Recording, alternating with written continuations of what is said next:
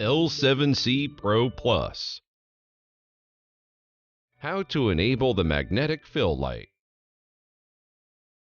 Align the suction side of magnetic fill light and the holder side. It will draw power from gimbal, and it supports installing in front and rear way. Different mode for fill light. Power and switch button.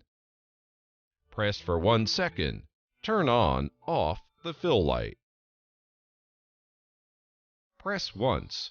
Adjust 3 light colors, included cold, warm, natural.